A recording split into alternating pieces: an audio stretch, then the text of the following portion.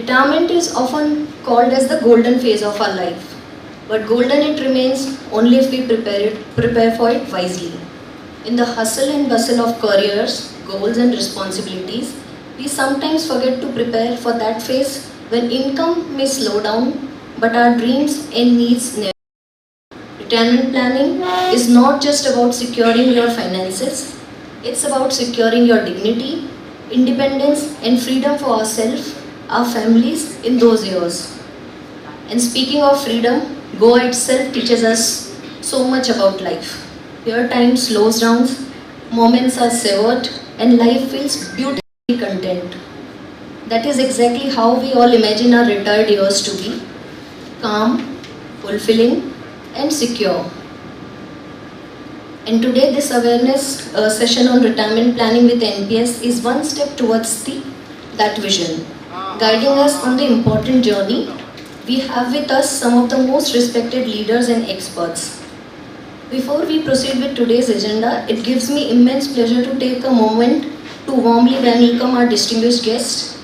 Your presence here adds great value to this occasion, and we are truly honored to have you with us today. It is now my honor to invite Shri Sanjay Amonkar sir to kindly present a bouquet to our esteemed chief guest, Shri S. Raman, Chairman PFRDA. So you may join us on stage, please. We can give a huge round of applause.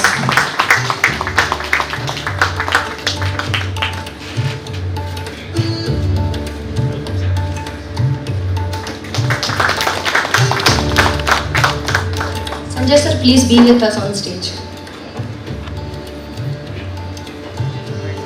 It is my privilege to request Amonkar sir to present a bouquet to our esteemed tax consultant, Behroz ma'am. Ma'am, please join us. We may give a round of applause to Behroz ma'am.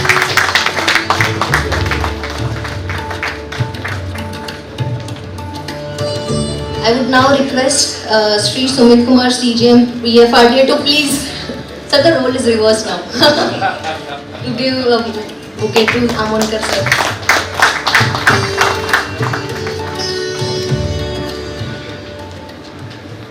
So again, we can all clap for ourselves in addition to our guests. I would now like to request Sri Sanjay Amonkar, Director of Goa Chamber of Commerce and Industry, to please come forward and formally begin the session. Please give your welcome address, sir. Good evening, ladies and gentlemen. It gives me pleasure, and I'm happy that I've been considered worthy to give a welcome address to this esteemed session. I'm not a finance man, but I have invested in NPS, which I may tell you, in 2008, and it has given me good returns. We'll be talking more about it from the experts. So, respected Raman sir, Shri Sumit Kumar ji and Ms. Behroz Kamdel, ladies and gentlemen, since I represent the Goa Chamber of Commerce and Industry, I'll take a minute to tell what the chamber is. GCCI, that is Goa Chamber of Commerce and Industries, was established in the year 1908. We are 117 years old today. Industrial and non-industrial body also in Goa, and we represent almost 17 different sectors other than the industry. We are in finance, we are in tourism, we are in industry, IR, HR, environment, education, waste management, you name it, and we have got expert committees which is led by a prominent person from each of the sectors. We represent almost all the corporations, the government committees, and I am pleased to say that in the year of 2025 to 27, we have our first lady president, Mrs. Pratima Dhon, who will become the first lady president in 117 years of the legacy of the chamber. So Nari Shakti is also one of the themes the chamber has introduced in this year, and we are focusing a lot on empowerment of women, especially in the state of Goa. Now coming back to this session, it is important to take steps early in life to be financially secure, to maintain one's lifestyle post-retirement and lead a life of dignity. We work hard. We have maybe 30-35 years of service, and we try to save that 30-35 years of service for the balance of our life. The provision of financial security should be such as to avoid slipping into poverty by existing one's lifetime saving due to living longer, that is longevity. Empirical evidence suggests that old age poverty is relatively high globally. The socio-cultural shifts in population along with economic developments are impacting post-retirement life of individuals. There is a continued transition in occupations and family structure. For work, people are migrating to urban metro locations and family have become linear or nuclear. Familiarizations towards retirement home and senior living communities indicate reducing dependence on children. In this context, pension plays a critical role in an economy. It promotes individual finance well-being, social welfare and economic stability.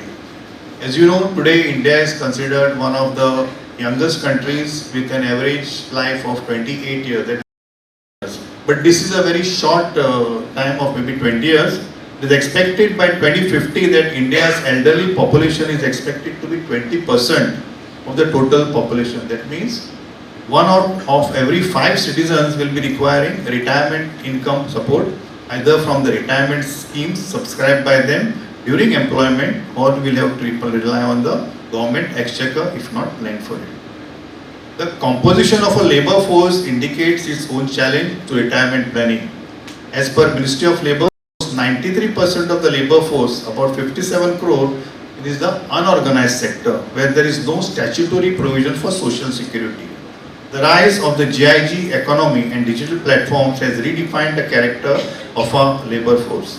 Further, there are underprivileged and poor who do not have any social security related to a regular income. So that's why all these schemes like which have been administered by PFRDA like PM Shram Yogi Yojana, Atal Pension Yojana, PM Kisan Bandhan Yojana, they are already started by the central government. For information, India ranked 45th of the 47 countries in the Mercer CFA Institute Global Pension Index. The index measures the efficacy of a country's pension system on 3 parameters. One is adequacy, one is sustainability, and one is integrity. This reference can be found in the ILO Convention of number 102. In our case, of the total 76 lakh pensioners under EPS scheme of EPFO, 48.2, that is 64%, draw a pension of 1,500 rupees per month, and only around 26,000 pensioners draw more than 5,000 rupees per month. The payouts to the National Social Assistance Program to around 4.8 crore beneficiaries are also in the range of 5 to 800 plus 800 rupees per month, which is very less. So in conclusion, I would say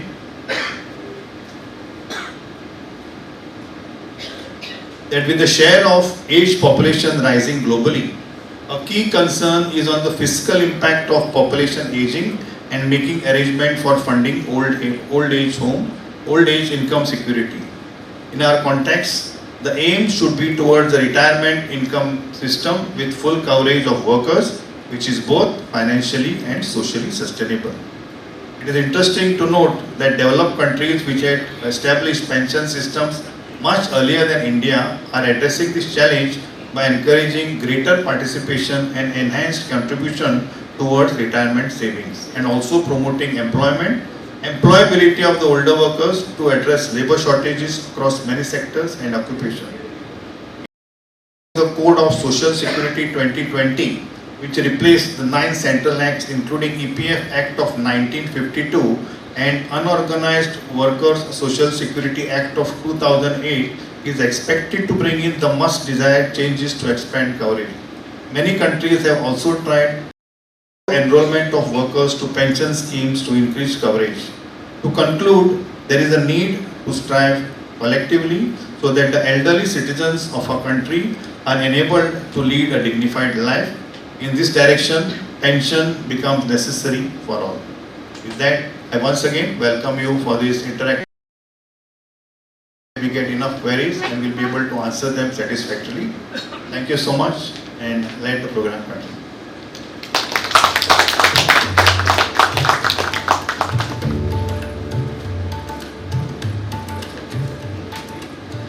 Thank Thank you, Amonkar sir, for your gracious words.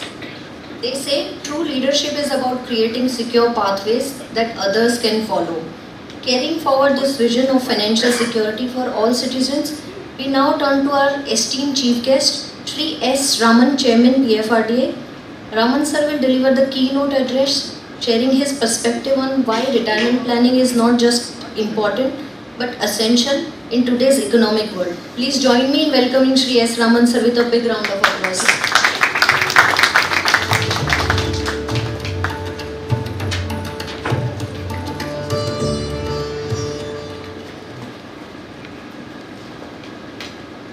Very good evening, ladies and gentlemen. One point which Sanjay ji said, and I'd like to immediately reiterate that. For any government in the world, be it democratic, be it non-democratic, the fact is that the citizens of a country are always dependent on the government of the day. If the citizens do not have food to eat and do not have a roof over their heads, they will only turn to the government and demand that they are looked after. So, one of the most critical points in public policy is that the government must ensure that its citizens grow rich before they grow old. That's a phrase which I heard one of India's most well-known tech czars, as he is called, Mr. Nandan Nilekani. And he said it in a very different context, but it is critical for not only the person himself to be rich before he grows old, because he can then take care of himself and take care of his family. But it is equally important for the government to ensure that they are not facing a civil unrest where people are poor and demanding from the government that they should be given food and housing and shelter and medicine, etc. We don't realize this because most of us are lucky to have and educated in a manner that we are not facing that kind of situation. But as I understand, all of us, whether we are in public duty or we are in business or in manufacturing or in whatever walk of life that we are working, we always have a responsibility towards other people who are working with us. So I remember some years ago I had come to Goa and met the Shipbuilders Association, and we had gone down to, I'm forgetting what the area is, but we had gone to that dock area where the boats actually get built, and we found that, again I'm forgetting the names, but one of the larger shipbuilders had this was a different, it was named something else if I remember. It's where the private builders. Anderson Shipping. Possibly. So he had more than I think 600-700 employees, and those workers came from all parts of India. Many of them came from Bihar and UP, but they came from all parts of India. And his biggest concern at that time was, I have to make their lives better because I need their loyalty. I need to make sure that after I train him for 1 year, he should not then disappear and go to another place and work there, because then all my hard work and money is lost. So in any contractual relationship, be it government with government's employees or be it a manufacturer with his employees, it is critical for us to take care of the people who are contributing and working with us, that together wealth is created. And one of the very critical components of that is, call it pension, call it old age security, call it something that is kept away for the future, but finally it means we have to teach people, we have to help them put the money in the right financial instruments and make sure that they do not touch that money till at least some substantial period of time. Easiest and the most, let me say, the weakest part of human nature is that we will pick up that which is easiest to take without realizing that if we break a fixed deposit or we take money from a mutual fund to maybe just buy a television, maybe you want to get a 55-inch television and you want to get a 75-inch television. I mean, we have all kinds of needs. That is really what we have to guard against. So the whole concept of long-term savings and investment of that has itself got the word vesting within the word investing. And the word vesting is really about allowing something to continuously grow without being disturbed. And when that grows year on year, we understand what is the power of compounding. Sanjay ji has understood it. 2008, even if he contributed only 50,000 a year, which was one of the tax incentives that we all enjoyed within NPS, that alone he would be able to see the benefit, because in the last 14 years, NPS in the most conservative scheme has given 9.2% growth year on year. There are certainly other schemes available for non-government NPS holders which are more aggressive. And one of the things that we are trying to now do in the next few, let me say immediately few months, we are launching on the 1st of October through the hands of the Honorable FM, the new set of schemes that are being launched for non-government sector. And non-government sector is all of you. It is your employees, it is your driver and maid, it is everybody who works in this country, whether through a contractual employment or an informal sector. It is, as he said, 57 crore people. It is that 57 crore people who we have to make sure that they have a financial product which can give to live by in the future. And that is really what we are launching. We have the pension funds which are now being told, you must launch the schemes.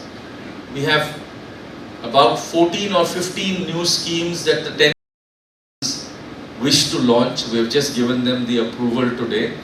Some of them will get launched on the 1st of October. The whole aim is to get maybe 15 crore, 20 crore, 35 crore, but the aim is to get that entire 57 crore, which is still a growing figure. Known as schemes for pension, and because we understand the importance, growing importance, let me say, it's not that we did not know the importance yesterday. We're also now making it much more friendly, so we have come out with a set of reforms. Right now it is out for public consultation, but I've already received some very good feedback through the newspapers and through other experts. We're now saying that we should not force people to hold only annuities, because annuities are given by a few life insurance companies. They are difficult to price, not for the fact those life insurance companies are just making undue profits. No, that's not the case. They are difficult to price because it has to do with the uncertainty of life. It has to do with what is known as the longevity risk. So we are saying, let us come out with a larger set of products which can meet the need of different people. So it is for PFRDA as the financial sector regulator for pensions to throw open the market and get the market to create products which will suit the need of so many people in the country. Rich, poor, everybody. Everybody has the same aspiration to save, to grow rich. And therefore, we have to suit the different pockets that exist. And this is really where the pension funds will now be able to create schemes not only for 25 years when you are saving money, but they will equally create schemes for the next 25 years when you are drawing from that accumulated savings. And that is what we are saying, it really is the longest journey. I mean, it's longer than many marriages, that you might end up having an NPS account for 50 or 60 years. And that is really what we are talking about. Somebody starting work maybe at 25 and ends up living up to 90. He actually needs to be looked after and helped with the set of financial products for that entire period. So we are coming out with these reforms. We do not know how it will emerge, but and therefore certainty tell you exactly what shape it will take. But we are saying competing products, there should be better yielding products. If today annuities give 6.25%, we can have competing products for shorter periods of time, something for 5 years, something for 10 years. It's not necessary that it has to be all the way till the end of life. And those products can give us returns of 8.5 to 9% also. So, it's all about using the financial skills of people who are there in the market for them to build these products and offer it to the customers at large. And that is really the whole intent by which we are going forward. We also must realize that in this country, more people are below the tax net of roughly 12 and a half lakh rupees than people who are in it. So the number of tax filers is 7 crores, the number of taxpayers is only 3.5 crores. Now the entire people remaining out of that 57 crore number that he spoke are people who are not in the tax net. For them we are saying we should be able to give a much better product where they don't even need to buy an annuity maybe. We'll try and give them a better product, or we'll just allow them to take the money and take it in full because they are not even affected by tax rates. So many of the problems that you and I think about when we take the money out of the NPS account, 60% is triply tax free, 40% has to go to an annuity. But if I'm not within the tax net, then I'm not concerned for any of that. And there's a very large number of people, many of whom work with all of us on a daily basis in various capacities. And this set of people need to also have many more such accounts. So somebody might have 4 accounts. Till today we were allowing only 1 account. People might have 4 accounts with 6 lakhs, 8 lakhs, 9 lakhs, whatever they can save. And it is that saving and that ability to get them to plan for the future which is the education that is needed in our country today. So I just wanted to give you a sense of how important it is that the entire set of financial products that we face, whether it's a fixed deposit, post-bank deposit, mutual fund, insurance policies, the F&O market for those who would like. There are a variety of financial products that are available in the market. We have to be able to guide people properly that this is suitable to you, this may not be suitable to you. It is our job as financial service providers to be able to send that message across, and we have to keep doing it on a wider scale. And it is finally the choice of the customer, and therefore the customer, even after hearing everything, may take a choice which is may not be that suitable, but fine, that is the way the customer has decided. So all these products are needed in our lives. We need a pension product as much as we need an insurance product, as much as we need a mutual fund. And that is why we are saying that the NPS can never look like a mutual fund, can never behave like a mutual fund. We are saying there has to be a minimum of 15 years of a vesting period. Today the rules say that you can only exit your NPS account at the age of 60 or at retirement, which may be 55, 58, whatever it is. We are breaking that because today's economy, people are saying, we're done at 45, we're done. We don't want to work anymore, or we want to work in a very different way. And at 45, I may have done 15 years of work in which I have saved, and therefore we are saying with 15 years of vesting in a NPS product, you can take out your money in the same manner that today you can take it out at 60. So the rules that we have got right now, I will be the first one to agree that they are reasonably customer non-friendly, and therefore we have to make a big change and move towards helping people use their money better. And that's really the intent and the guidance that we would like to give.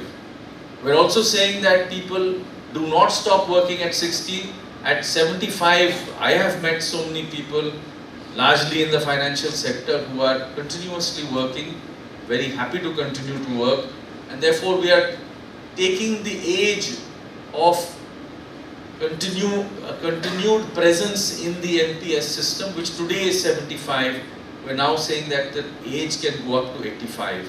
There's a very, very big, significant point which was brought to my notice, that NPS also serves as a very good succession planning tool for those people who are in the high income tax brackets.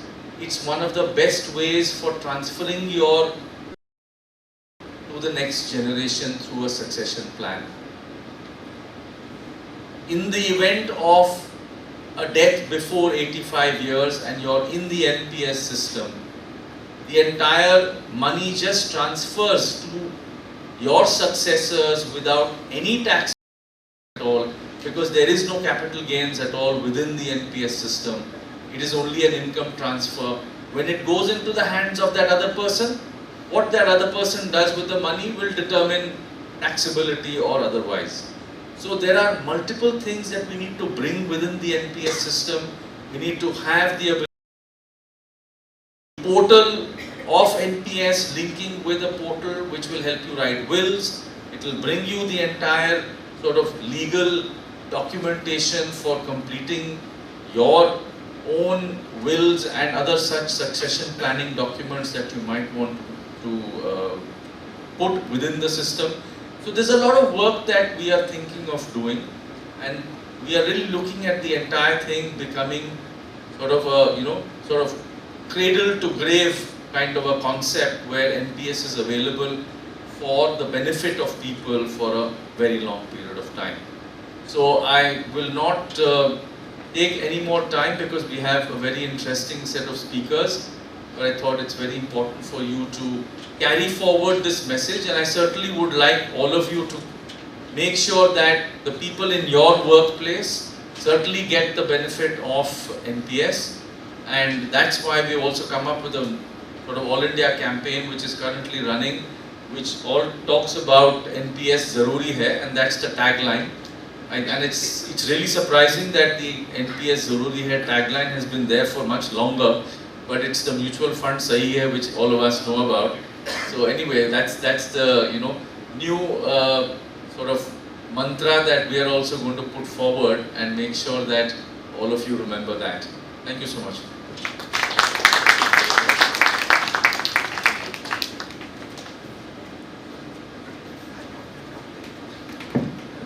Thank you, sir, for your inspiring and forward-looking address. Truly, the financial security in financial planning is important, as has been rightly put up by Chairman, sir. Next, I would like to call upon stage Shri Sumit Kumar, CGM PFRDA, to understand how closely NPS works as a retirement solution.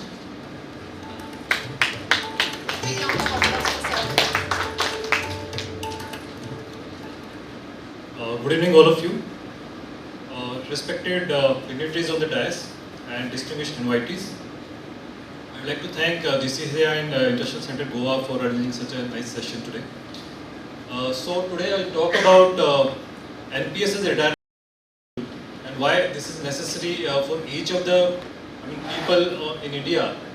So, but before I do that, so basically I'll just speak on discuss about some realities of the life.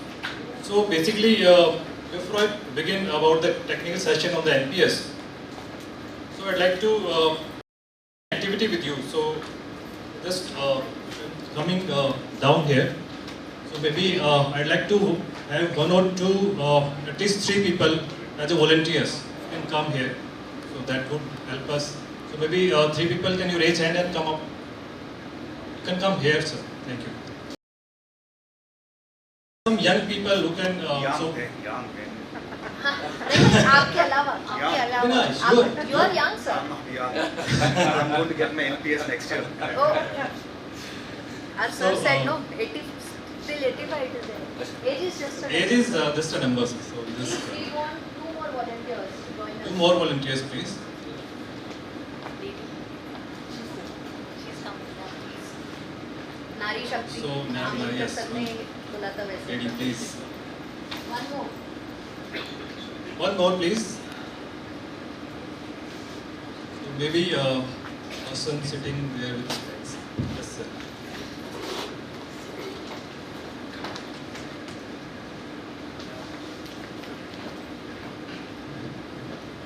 You are young, sir.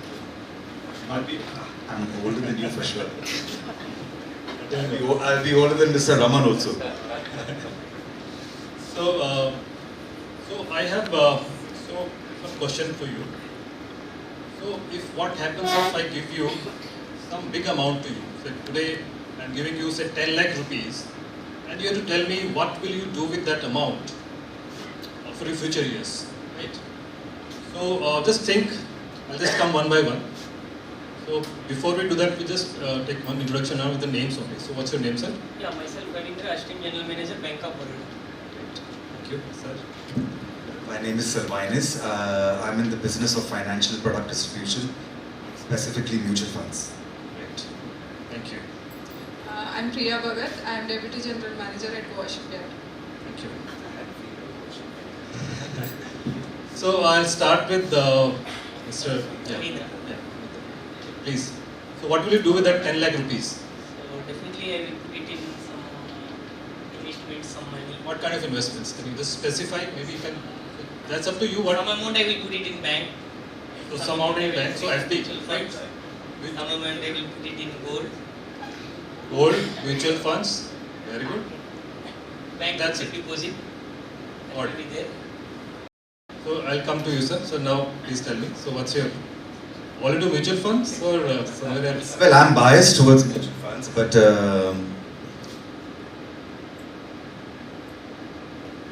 very interesting. I mean, if you give me 10 lakhs today, I probably would put part of it, say 50% into a good dynamic asset allocation fund, and another 50% into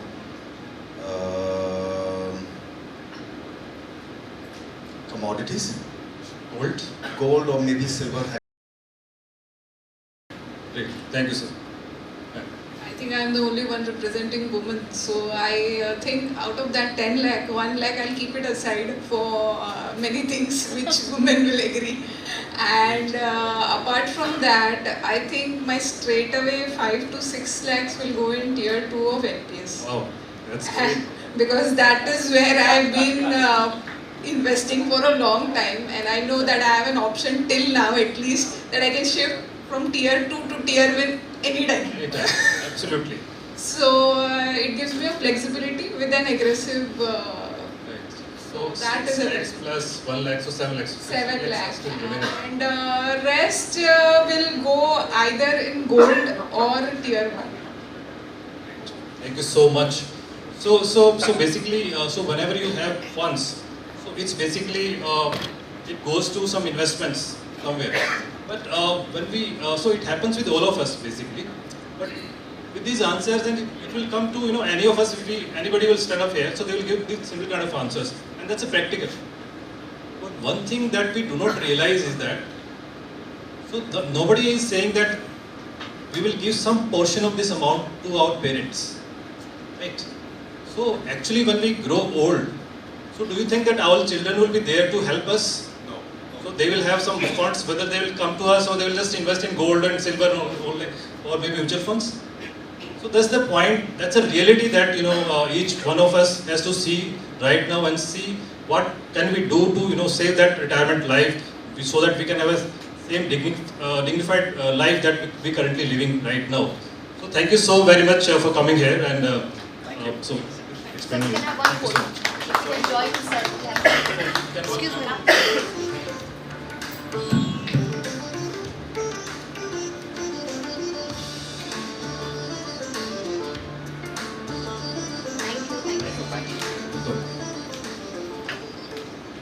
So now I just go back to the slides now.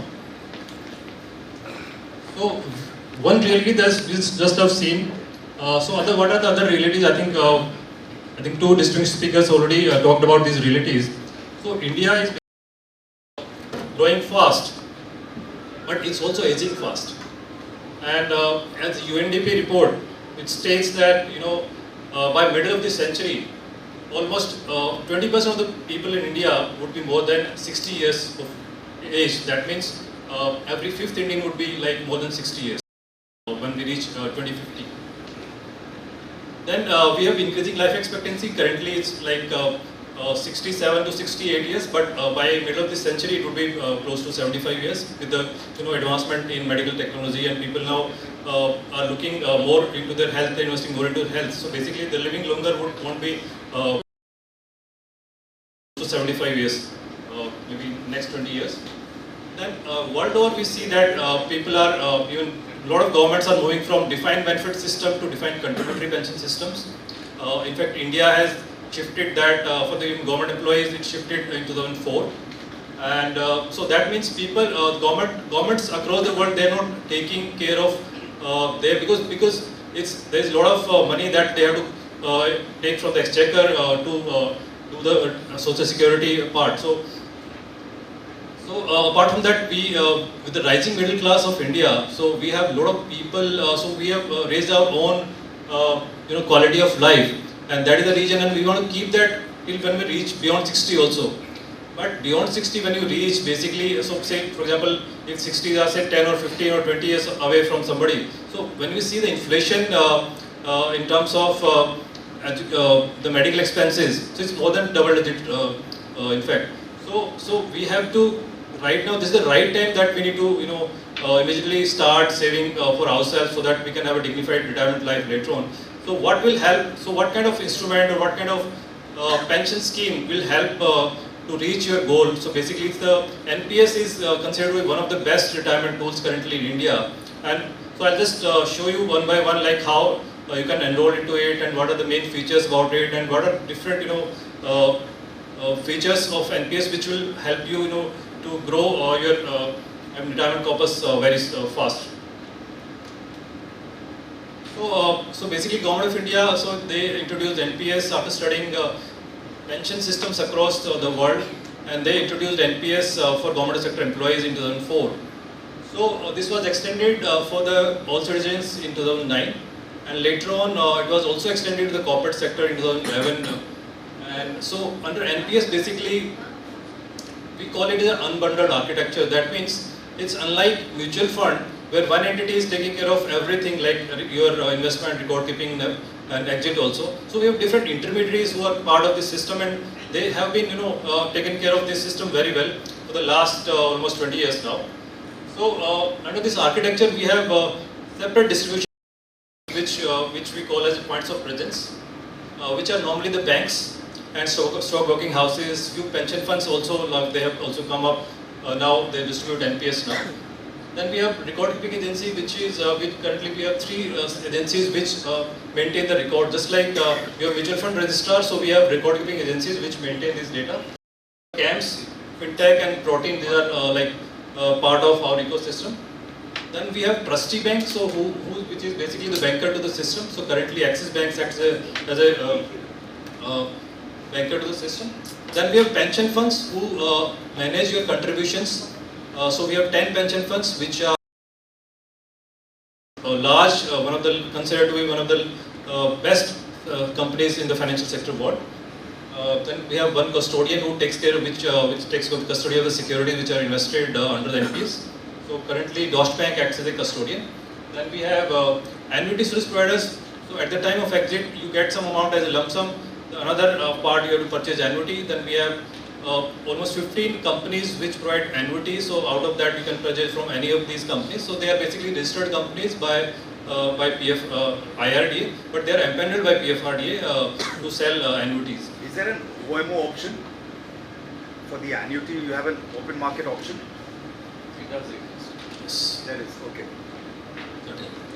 So then we have super intermediary which we call NPS Trust. So NPS Trust is basically an intermediary which on whose behalf all of the funds are invested by the pension funds. And NPS Trust also monitors the assets which are invested by all the pension funds. So all of these entities, they have a specific functions, but and they are, based on their expertise, we register them, and all of these are registered by PFRDA under the regulations. All of these entities have separate regulations in place. Through them they are registered, and their compliance and risk is being monitored on a regular basis by PFRDA. So for NPS so I'll talk about NPS for the private sector. That's what the aim of today's discussion. So under NPS private sector, we have 3 different products basically you can say. So one is NPS for all citizens, which we are distributing through the POPs or points of presence or banks, or it can also be taken through the ENPS, which is the online distribution channel, which is based on the NPS trust. Then we have a corporate model which the different corporates in India can subscribe to this model, where the employee or employer can contribute. They can have a very flexible model where employee can contribute or employer can contribute. So it's a very flexible thing. So there is no mandate in that, unlike EPF. Then we have NPS Vatsalya, which was recently introduced only. So basically minors, and any minor which is below 18 years of age can enter into this product. And once the child reaches 18 years, so there is a seamless conversion from NPS Vatsalya to NPS, so that child can come to the corporate life or when they start earning, so they can have their own NPS account, where they can also have their some contributions already part of that, so that so they would develop a habit of saving at an early age. So basically NPS overall, we can see that it's a family product now. Child to at a person who is up to 70 years of age. Has the age gone up? It was 60, right? So it's up to 70 you can purchase that product. Once you exit from NPS, you can purchase it again? I'll just explain in the slides. So maybe if you can, I just request you can take the questions at the end, but you can note down your questions. We'll come all the questions at the end. So I'll just talk briefly on what are the current growth under NPS and including the Atal Pension Yojana. So as on maybe September end, so we have close to 8.9 crore subscribers which are part of the NPS and APY. So when we talk about Atal Pension Yojana, we have close to 6.8 crore subscribers, while NPS alone has 1.7 crore subscribers. So out of that, 1 crore comes from the government side, state government, central government employees, and almost 70 lakhs, more than 70 lakhs now, they come from the all citizen model, which includes the corporate sector model. When we talk about the AUM under NPS, so it is currently 15.85 lakh crores, which consists of almost 49,000 from the Atal Pension Yojana, while central government and state government subscribers, they constitute the maximum, almost 12 lakh crore, while the all citizens and corporate model, they constitute around 3 lakh crore. Now, so I'll talk about what are the accounts under NPS. So when you register into the NPS, so there are two accounts. One is main the pension account, which you call the tier 1 account. So tier 1 account is your main pension account, which basically there is no restriction on the withdrawal. There is some certain restriction on the withdrawal. Minimum contribution for that is 500 rupees, and in a year you can contribute at least 1000 rupees to maintain to activate that account. And there is no upper limit on the contributions there. While in case of tier 2 account, it's like your saving bank account. So basically, it's an optional. So once you get tier 1 account, so the tier 2 account it's an optional account that you can invest into. If you have some surplus funds, you can use that as a investment tool. And we have seen a lot of people are using this as a SIP model now, but there are no tax benefits in it. So unlike the tier 1 account, and the minimum activation amount to activate that account is 1000 rupees per year, and annual contribution contribution is 250 rupees. But to activate that, you should put at least 1000 rupees. So basic features are about NPS.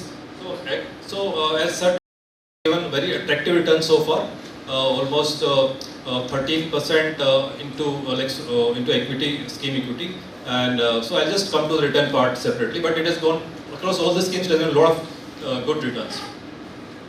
It's a very system, so you can enter into the system using digital channels, ENPS, as well as using several apps which currently are given by the POPs as well as the CRAs. So after even after onboarding, you can using those apps you can put service requests to even put some money or withdraw whenever it is required, or maybe whenever it is up to what limit which is prescribed here. The PRAN or the account which is given to you is a portable account. So if you switch your job or geography, the PRAN is portable. So you can when you go to the next even employer, so basically using the same PRAN you can contribute there also. So considered to be lowest cost product across the world. So it's I mean, if you compare it with the mutual funds, very cheap. Lot of choices are available for investment, and across different. You can choose your CRAs also. You can choose your POPs with whom you want to go for. And it's a tax efficient product still under. So I think we have separate session on tax, so I'm not touching tax right now. I'll just talk briefly on so what kind entry and exit, entry, accumulation and exit, how it happens. So any person who is between the age of 18 and 70, they can contribute, they can be part of the system using the point of presence or ENPS channel.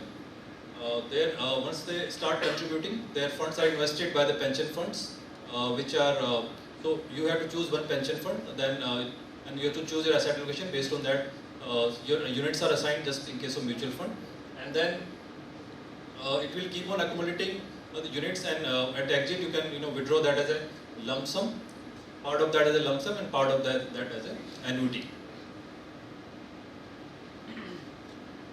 So what are the choices which are available? So that's a very interesting part. I think just pay attention on this part. So at the time of registration, you can choose your CRA. So any of the CRAs you can choose, or any of the POPs you can choose at the time of registration. Then you can choose, once you do that, you have to select a pension fund. So either of them, so out of the 10 pension, these are all big, large names just like SBI pension fund, HDFC pension fund, or ICC group. So these are 10 entities. So you can choose either one of them. Then you can, after that, you have to select asset allocation. Whether you want to select invest into equity, corporate bond, or GSEC, or a combination of that.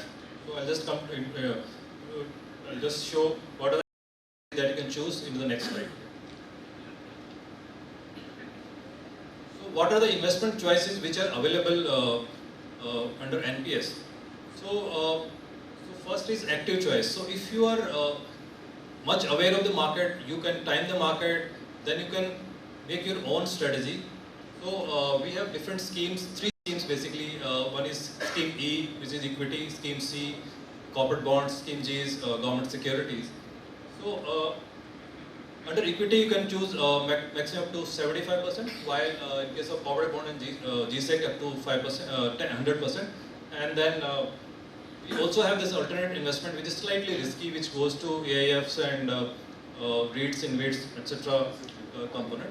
So that is up to 5% on. So you can choose your asset mix. This is basically the maximum limit.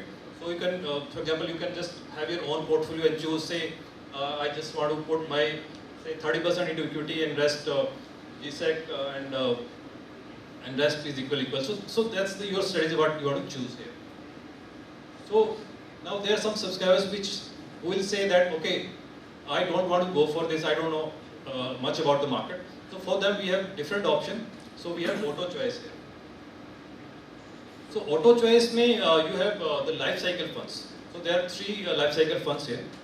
One is aggressive life cycle fund, which consists of like equity 75%, while rest is into corporate bond and GSEC. Then we have moderate life cycle fund, which consists maximum equity up to 50%, and conservative life cycle fund, which has a maximum equity of 25%. So this is basically the combination. You can see the slide.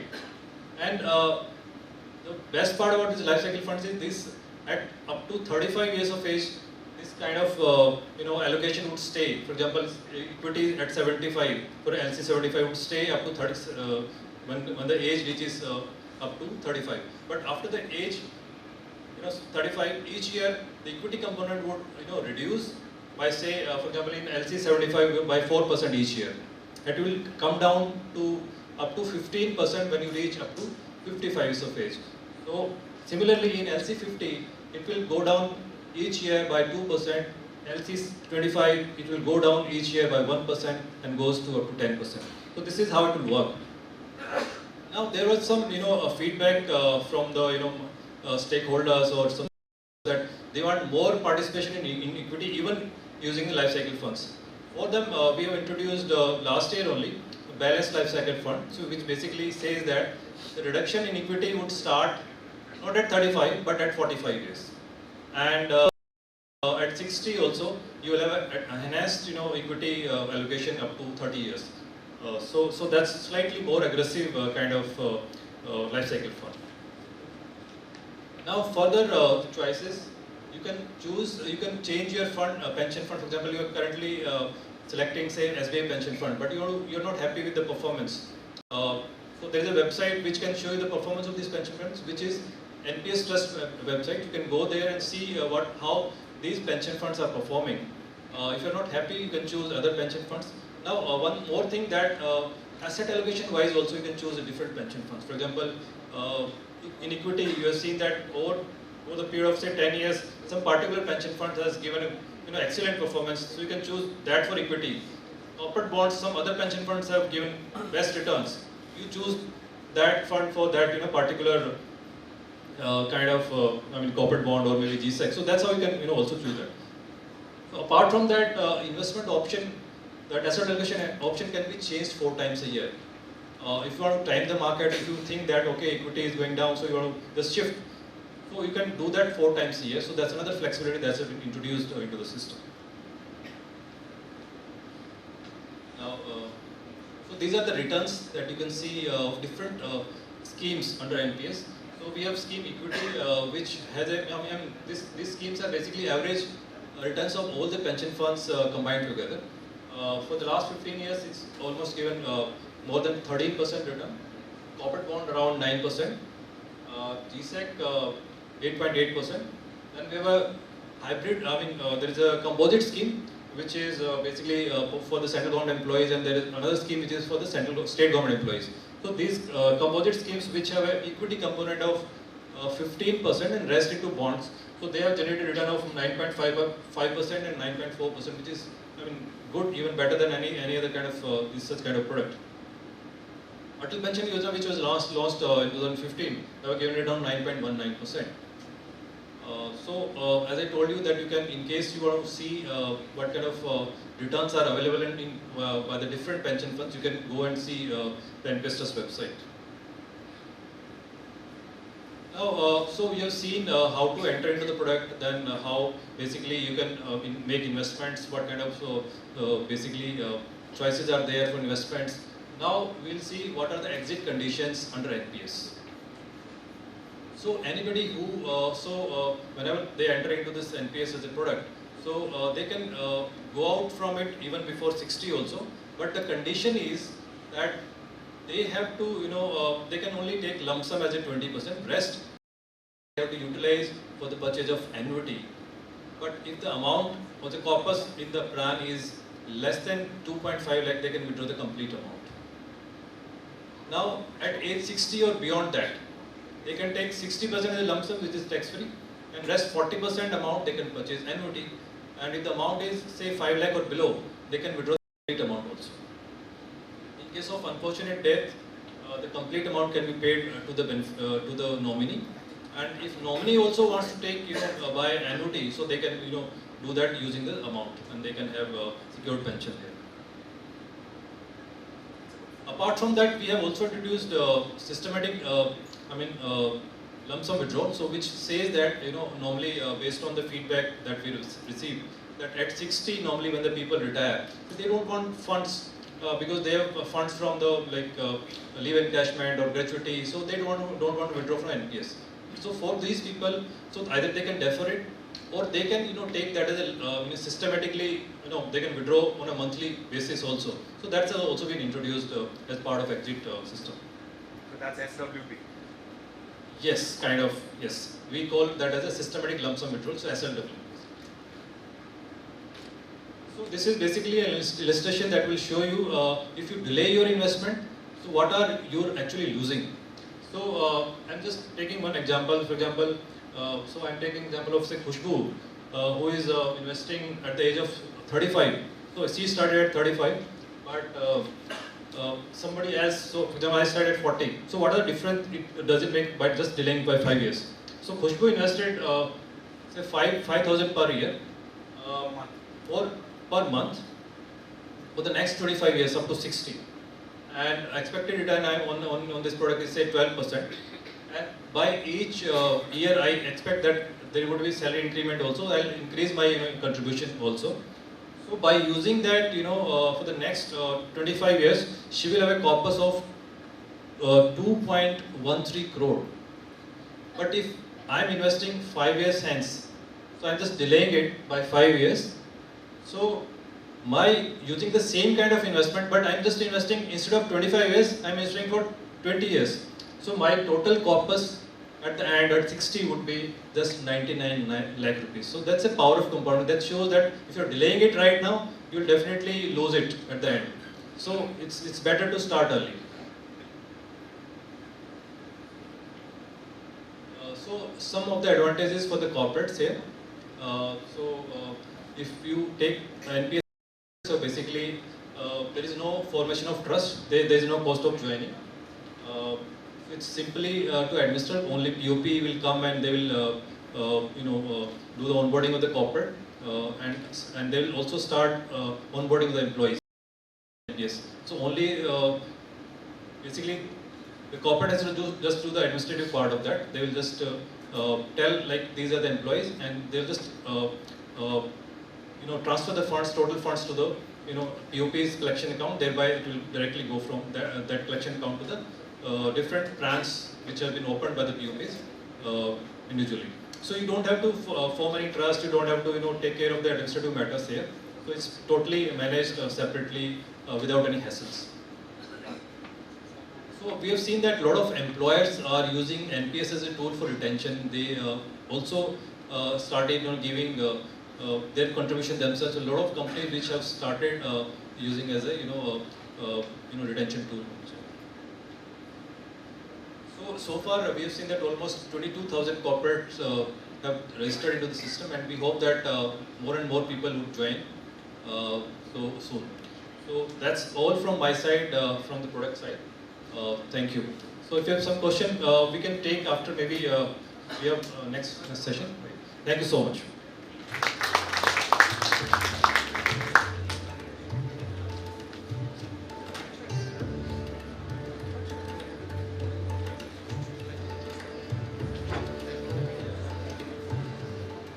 Thank you, sir.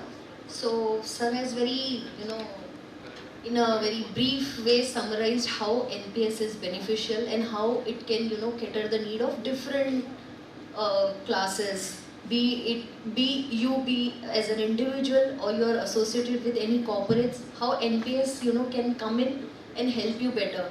And sir was saying SWP. So in a way, sir, it's like that. It's a systematic lump sum withdrawal.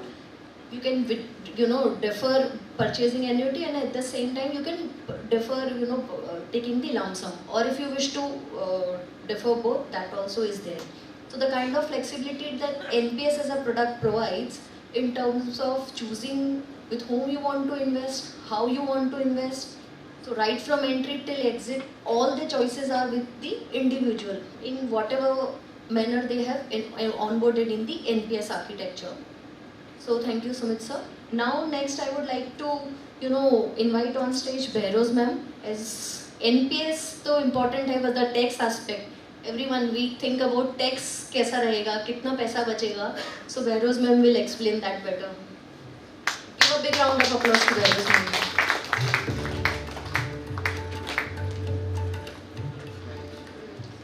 Thank you PFRDA. Thank you Sumit, Khushbu and Pooja for inviting me to speak here today. It's a great pleasure, and thank you Goa, Mr. Amolkar. Thank you for having us here. So we learned a lot today, and every speaker has spoken as to how important retirement benefits are. And I can share something. Okay, how many of us have an NPS account? Many. And you won't believe, I have another hand also. So when I was doing these sessions during the COVID times, my son would sit and listen. Of course, my mommy also would sit and listen. So my son listened to it and he said, how come you don't have an NPS account? I said, I need to think whether I should have an NPS account or not. He's saying, see, my husband's from the army. Saying father has pension, my sister from the bank has pension. Saying you're the only one who doesn't have pension after retirement. What are you going to do? But So you never retire. You don't have a retirement age. No, so we do have a retirement age in our firm. So, of course, I can start my practice after that. But I said, oh, I need to think, let's open. Then he looked at the returns. And he said, acha, the returns also not bad. Then why don't you have? So I said, okay, now let's open. I did an online opening of the account. It was very smooth. Generally, I'm very hesitant doing something online. But it was extremely smooth and useful. And the best part is, my son said, I don't think I'm going to work in an organization which will give me pension. So you please open my pension account also. So here it's ulta, he was asking how many we'll give to the parents. Here the parents have to give for the child also. So I had to open 2 pension accounts. Thankfully my elder one didn't say anything. So I've got 2 NPS accounts presently and we keep contributing to it. Next point, I think the most important was portability. So you say when I started working in, it's a nice organization, we had superannuation fund. I worked for 8 years. आप सोचो मुझे pension मिलेगा? मिलना मांगता है. नहीं मिलना मांगता है because the criteria then was that I have to work for 10 years. And I left 2 years before, so whatever contribution, at that point of time it was quite a big amount. I didn't get, it lapsed. And I keep thinking whenever I do the sessions that, oh, if I had an NPS at that point of time, I could have taken that account with me and contributed, I wouldn't have lost that money. So NPS is very important from an employee perspective, much better than superannuation funds, because you can take that account with you wherever you go and it doesn't lapse. So all the contribution which the employer did for 8 years, I never got the benefit of it. So that's another important aspect of NPS. And the third one, I think, which is very key, was safety. We always keep thinking, and I have been having discussions with your chairmen also to say that if I put in money, and हमने सबने lose किया है. I put money in mutual funds. We have a mutual fund distributor, advisor. I have been putting money over the years. Some have, of course, done very well, but loss भी किया हुआ है. So I keep thinking that if I invest long term, what is the benefit that I will get? Supposing pura scheme kharab ho gaya to? Corporate bonds, we've seen what happened in the corporate bond schemes. Supposing I don't get my money, then what? That was always my concern to say, okay, should I open for me? But still, that's the question that comes to mind for everyone. And what we observed, and this is what my son actually found out, what we observed was that we had this whole issue where a lot of mutual funds also lost money in debt securities. And we observed that NPS also had a few non-recoverables. But the quantum or the percentage was so small, it did not impact the NAV also. It impacted, but not material. Not like one of the schemes going bust. We've seen so many schemes going bust, and we hardly got any money back. But here what we found out was that, of course, the NAV did get impacted for short-term period because the recoverables were not coming in. They had invested in corporate bonds, and that was making an impact. So, वहाँ पे the NAV reduced, but it did not wipe off because the corpus, and Sumit sir mentioned about the corpus is huge. In that huge corpus, and they have good investment strategies also. There are restrictions as to how much investment can be made by each fund into a particular company. There are certain investment ceilings which are very important.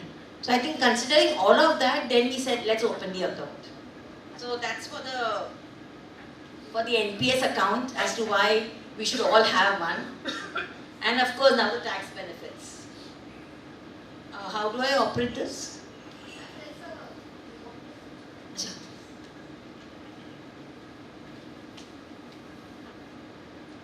So tax incentives, जैसे कहा गया था, खुशबू mentioned, we always look कि कहीं invest किया, if we save something, we should get some tax benefit.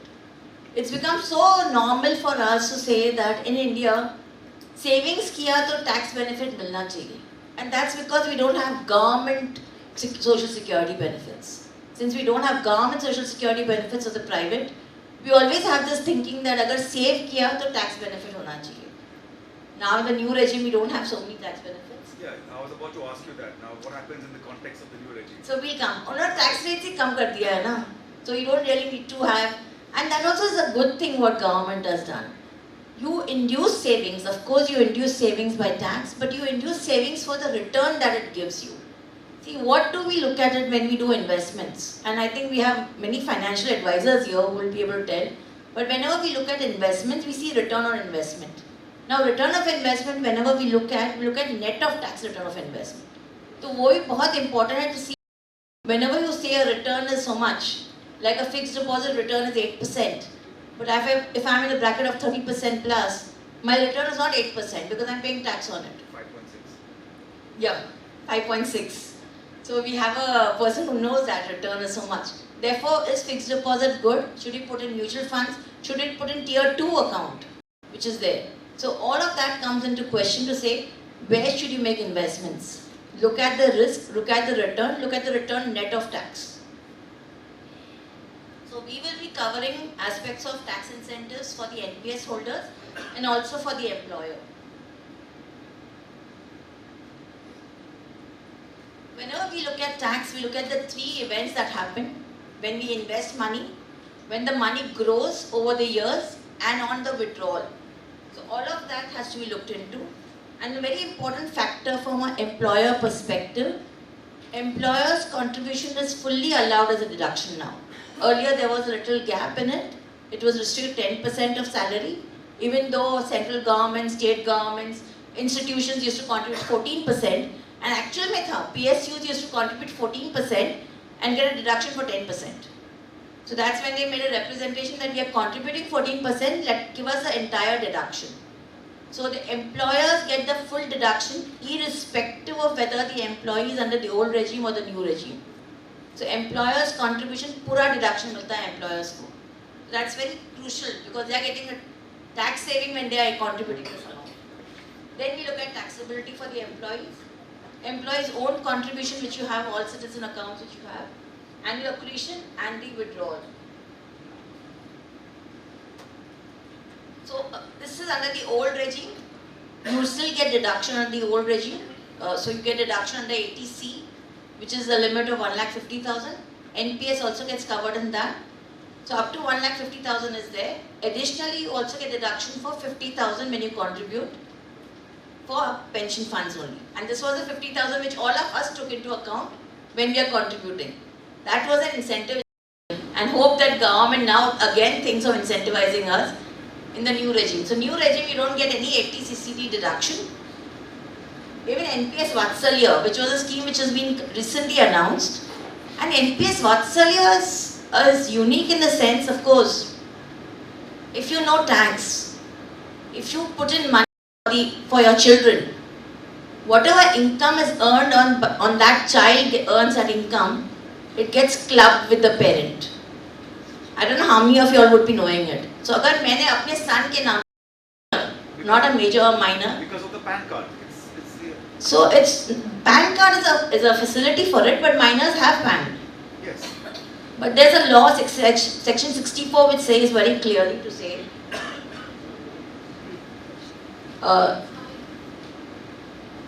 which says that with the income of the parent. Now say in Vatsalya scheme, when I am contributing for the minor, the income keeps accruing in that account itself. I am not withdrawing that amount. That income doesn't get taxed. It will get taxed only when the minor becomes a major, maybe on his retirement, on his withdrawal. So I am actually saving or building a corpus on the name of the minor without paying tax on that. So the clubbing provisions may not apply. So that's a very good thing, and we've also seen that a lot of money has already been accumulated in Vatsalya scheme. And now they've also made a change to say that 50,000 rupees limit also applies to the contribution made to the NPS Vatsalya. So it's not only in your account but NPS Vatsalya account. However, we thought that you'll get additional 50, but it's not additional 50, it's the same 50,000, it gets covered in that. So it could be used as a succession planning tool. It could be used as succession planning tool. Yes. It could be easily used as succession planning tool. And here mainly it is to say that you start building corpus on your minor child without the income getting taxed with you or attached to you. So that's very important factor. Central government employees, when they contribute tier 2 also, they get some benefit. Under 80C only it comes. The benefit is under 80C itself. And there is no deduction now when you take the new regime. So under new regime, you don't get any deduction for 80CCD, whether it's employees contribution or individual contribution or a contribution under the NPS Vatsalya scheme. So new regime, there is no deduction. Now we come to employers contribution. Irrespective whether the employee is taking old or new regime, you still get the major benefit which the government is giving. Of course, you have another perquisite section which comes in, but otherwise the employer's contribution, it is not taxable. And even under new regime, this continues. The annual accretion on NPS account, and I think this is something which has changed, but the change came in because of the superannuation funds and PFs, but yes, there is a change in this. Annual accretion, whenever an individual is contributing, whatever annual accretion comes on that is not taxable during the whole tenure of the fund. So every year, whatever I incremental received, I don't receive it, accrues in the account, it's not taxable at all. But on the employer's contribution, it is taxable. So there is a rule which has been prescribed. So what they say is the employer's contribution in excess of 7,50,000 NPS to Provident Fund to Superannuation Fund. If it exceeds 7,50,000, then the excess is taken as a perquisite. Pehle tha, employer's contribution is taken as salary and you get a full deduction under 80CCD2. Now they are saying it will be taken as a perquisite, but the excess of 7,50,000. And what we have seen is in most cases that percentage is small. It's generally the senior management or mid to senior management people who get covered. Otherwise, most of the other employees do get this benefit. So 7,50,000 के ऊपर जो भी amount है, aggregate में more than for PF, Provident Fund, NPS and Superannuation, you aggregate this all three together and the excess is taxable as a perquisite. Now the income on this excess also is taxable, which I think many organizations are missing out on. They also say that whatever income is earned on this excess amount of employer's contribution to PF, NPS and Superannuation Fund, that excess amount on that the income is also taxable. Now how do you work out that income? So when this section had come in, we all were discussing what will we say first in kaun sa jaya? Is it PF which has gone in first because the 7,50,000 limit is there?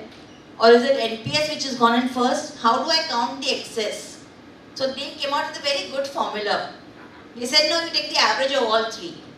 You take the average of PF, NPS and superannuation fund, whatever investments have been done and whatever income you have earned, you arrive at the percentage rate of return and then you apply that. So they have said take an average of all three. Now the question that arises is, NPS, so we know it's an interest, so we know what the income is. Superannuation fund also there's an interest component, so we know what the interest component is. But on NPS there's no income as such, it's a value which changes. NAV on 1st April could be 100, NAV on 31st March could be 103.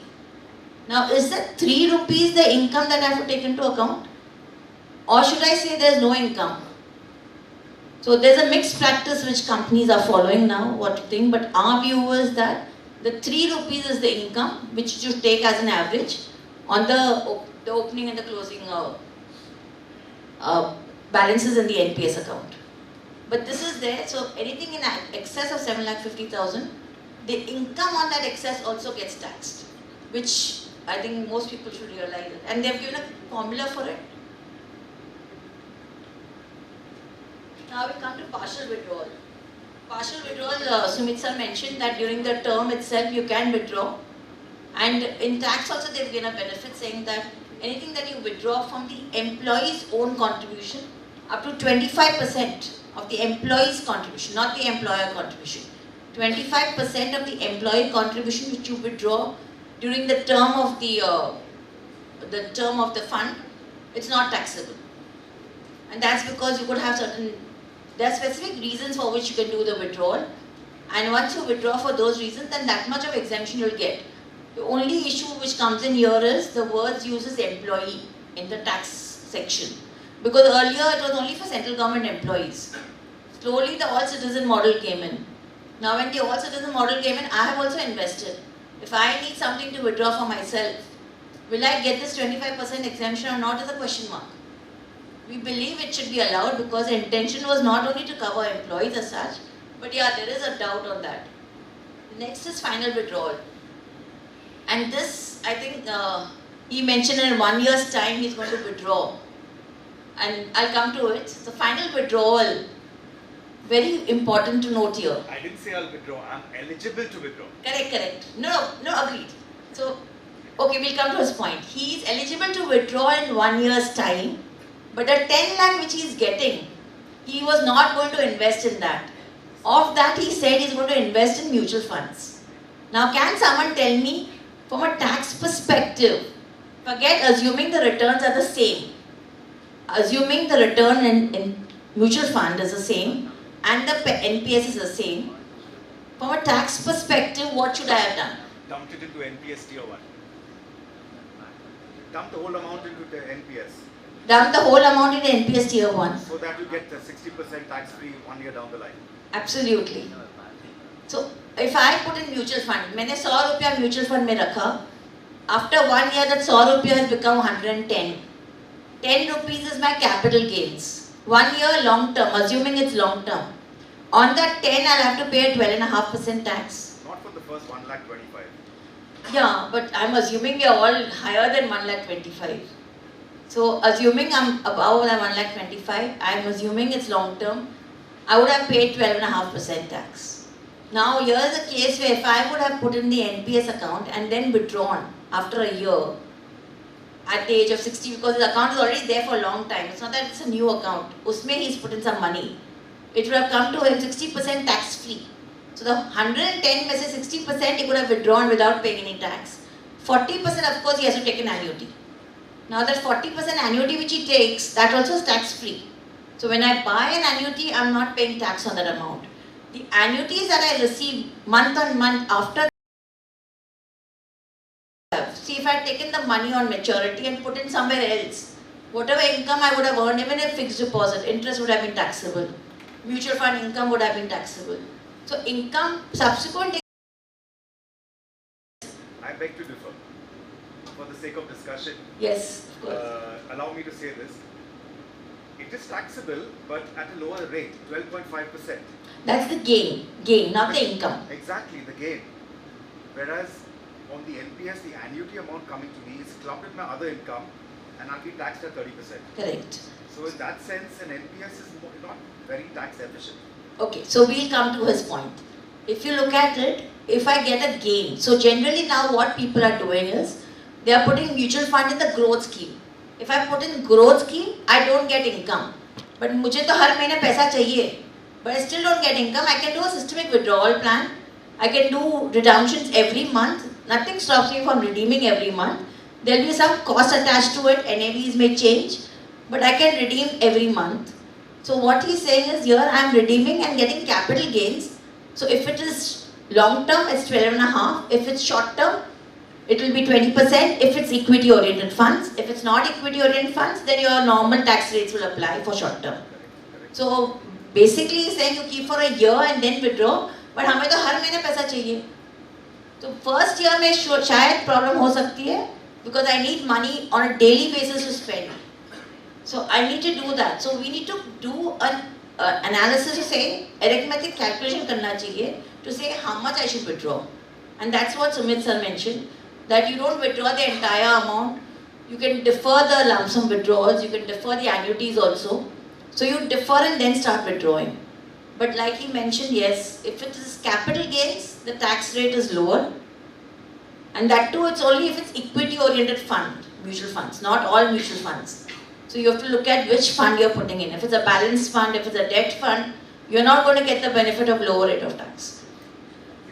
One would typically do a balanced fund or a, what do you call a conservative dynamic asset allocation fund, where you get the taxation of equity. If you hold it for long-term period. 365 days. Yeah. And now the government has also introduced the other section which says that if you hold a fund for 2 years, even then you get the benefit of 12.5. Yeah, but then the whole question is, if it's a debt fund, even if you hold long-term, the rate applicable to short-term applies. Yes. So it's deemed to be short-term because they say a debt fund or a balanced fund which is more towards debt, not equity-oriented fund, is basically akin to interest what you earn. Correct. And therefore they say the rate applicable will be the rate applicable to a short-term capital gain, which is normal tax rates. So only the rate tax rates will change if it's equity-oriented funds, short-term, but where you're paying STT. So you don't forget you're also paying STT on it. Yeah, but the amount comes to a larger sum depending on how you trade. Small. Small amount. STT is a small amount, agreed. But then it is, are you getting a capital gain? So generally we don't go into growth. We also start changing much later in life to say let's put everything as growth so that you only redeem units. And here if you don't redeem, you get normal income. Dividends, how you get on shares, you get income on mutual funds. So instead of taking income or dividend, you redeem your capital. Then it will become capital gains. Annuity, of course, we don't have that option because it's annuity, it's an income and it will be normally taxed. So that could be one aspect which the PFRDA could look at to say, can I have a redemption instead of an annuity? And can I take it as capital gains instead of normal income? You just asked one of my questions. But they are having so many changes happening. I mean, it's like we had GST 2.0. I think we are having an NPS 2.0 coming in very soon. From whatever I've heard of Mr. Raman speak about. So this is for final withdrawal. Should not be 100%. It should not be taxable on final withdrawal. Annuity, of course, is taxable. And on debt, like was mentioned, on debt, whatever is received by the nominee, it is not taxable. This, I think, is a rule which we can look at it. It's a prescribed rule for calculating the perquisite value of the income on the excess of 7,50,000. This is a prescribed rule and it's very easy to follow. Thank you, and if you have any questions, we would be happy to take the questions. Thank you. आज PFRDA Goa पहुंच गई है और हम इस बहुत ही सुंदर जगह पे इंटरनेशनल सेंटर ऑफ गोवा में हम लोगों ने एक इवेंट किया है जिसमें गोवा के सिटीजन्स और रेजिडेंट्स को हम लोगों ने बुलाया. The Goa chamber of commerce is our partner today and we had a very good session for explaining the benefits of NPS. NPS जैसे आप जानते हैं कि सारे सिटीजन्स के लिए ये एक रिटायरमेंट प्लानिंग स्कीम बनी है, काफ़ी सालों से चल रही है, पर इसमें एक नया हम पुश और ज़ोर देना चाहते हैं. The main feature today was about how new pension funds, the pension funds are starting new schemes, and these new schemes will be available for all types of citizens, employees, employers, self-employed, जो अपना कारोबार संभालते हैं, जो छोटे businesses हैं, छोटे businesses के मालिक, छोटे बिजनेसेस के वर्कर्स, सारे लोगों को हम लोग शामिल करना चाहते हैं NPS में. NPS की रिटर्न जो आज तक मिली है लोगों को, वो 9.2% तक मिली है per year for the last 14 years. NPS has one of the best rates of return, and we are here in Goa to popularize NPS. We have had some very good discussions with the taxi unions, और taxi unions के साथ हम कल एक बहुत बड़ा event करेंगे ताकि सारे टैक्सी चलाने वाले जो यहाँ पे लोग हैं, जो अलग अलग यूनियंस में हैं, उनको हम लोग शामिल करना चाहते हैं. उनको हम लोग बताना चाहते हैं कि आप NPS में ज़रूर आइए. NPS की खूबियत ये है कि 15-20 साल तक अगर आप NPS में रहें तो आपको ये मार्केट बेस्ड रिटर्न्स जो मिलती हैं वो दिखने को मिलेगी. और हम अभी इस सेशन में जो हम लोगों ने अभी कंप्लीट किया है, उसमें हम लोगों ने देखा है कि लोग जो सिर्फ 2500 रुपीज़ महीने के जो कंट्रीब्यूट करते हैं, उनको 60 साल के रिटायरमेंट पे वो जो अमाउंट है वो 3 करोड़ हो जाती है. तो इसी तरीके से हम लोगों को समझाना चाहते हैं, उनको NPS की जो आपकी जो वेल्थ संपत्ति जो बनती है वो बहुत अच्छे से बनती है. The motto is to grow rich before you grow old. This is what we want to do. We want to spread this message, और NPS ज़रूरी है, ये एक मैसेज हम लोग पूरे देश में फैलाना चाहते हैं.